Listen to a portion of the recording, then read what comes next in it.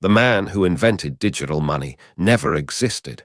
Or did he? For 30 years, the origin story of eCash has been simple. David Chaum, a computer scientist at UC Berkeley, published a paper in 1983. That paper laid out the cryptographic framework for anonymous digital currency. Everyone agrees on this. The textbooks say it. The blockchain historians repeat it. Chaum gets the credit. He founded DigiCash in 1990. The technology failed commercially. The story ends. Except it doesn't. Chaum's 1983 paper was real. The math was sound. But the intellectual lineage underneath it, the actual trail of who thought what, when, and why, fragments the moment you pull on it. There were cryptographers working on similar problems before Chaum published. There were theorists in East Germany. There were mathematicians in Israel. There were conversations that happened in person, in conferences, in letters that may or may not have been preserved. The problem gets sharper when you ask, who actually wrote the code? DigiCash's implementation wasn't Chaum alone. Teams of engineers built the systems. Some worked publicly, others didn't. When DigiCash collapsed in 1998, much of that code disappeared. The company's assets were liquidated. The documentation scattered. Some developers moved into other fields entirely. Some stayed anonymous by choice. This matters because the narrative of Chaum invented it flattens a much messier reality. Invention isn't a single moment. It's an accumulation. It's borrowed ideas, failed experiments, conversations that shaped thinking. Chaum synthesized. Chaum published. Chaum got the patent.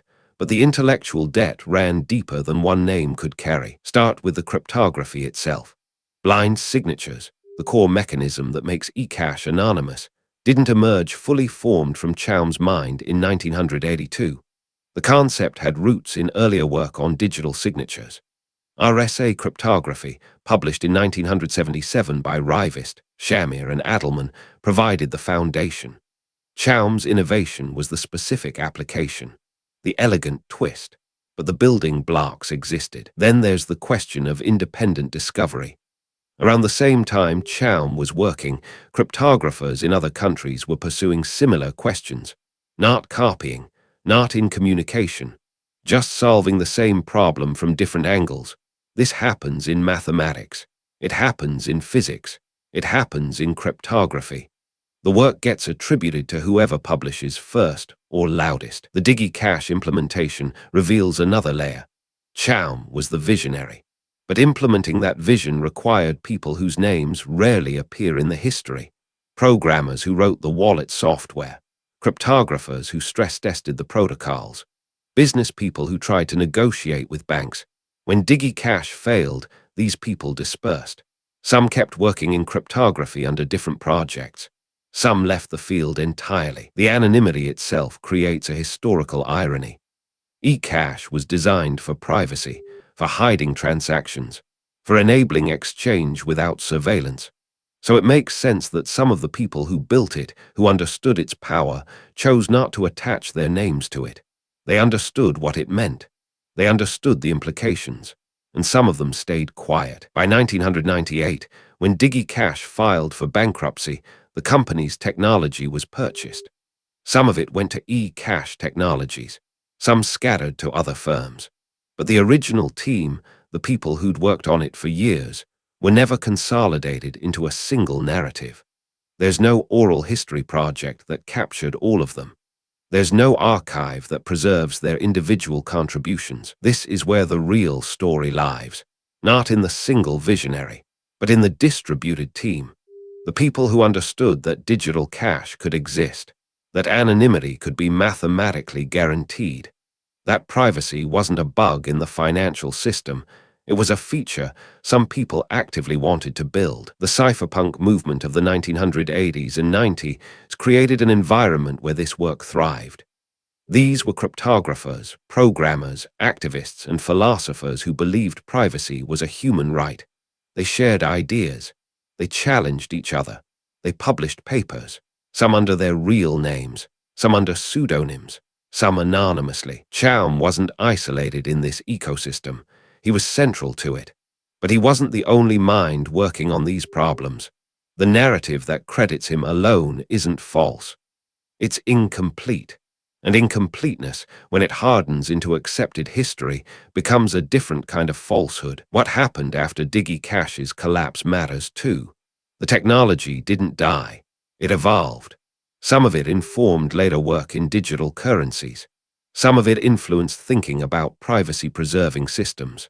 But the original architects, the people who'd spent years on it, weren't always credited in the next iteration. This pattern repeats throughout technology history. A public figure becomes the face. The team disappears into footnotes. The infrastructure of intellectual work, the collaboration, the failed experiments, the conversations that shifted thinking gets abstracted away. We're left with a name. We're left with a date. We're left with a myth. The real story of eCash's origins is one of distributed authorship. Multiple people across multiple countries working on cryptographic problems. Some knew each other. Some didn't. Some published. Some didn't. Some wanted credit. Some didn't. The synthesis happened. The technology emerged. But the genealogy is messier than the textbooks suggest. Understanding this matters, because it changes how we think about innovation itself. It's not about finding the genius. It's about recognizing the conditions that allowed genius to emerge.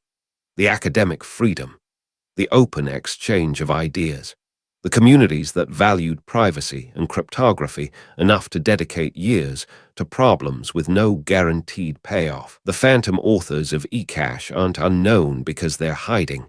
They're phantom because we never bothered to look for them. We accepted the simple story. We moved on. And in doing so, we lost the actual complexity of how technological breakthroughs happen, not from one person, from many, some named, some not. This video is for educational and informational purposes only and is not financial advice. Always do your own research. Subscribe. We uncover the untold stories behind the systems everyone thinks they understand. This video is for educational and informational purposes only and is not financial advice. Always do your own research.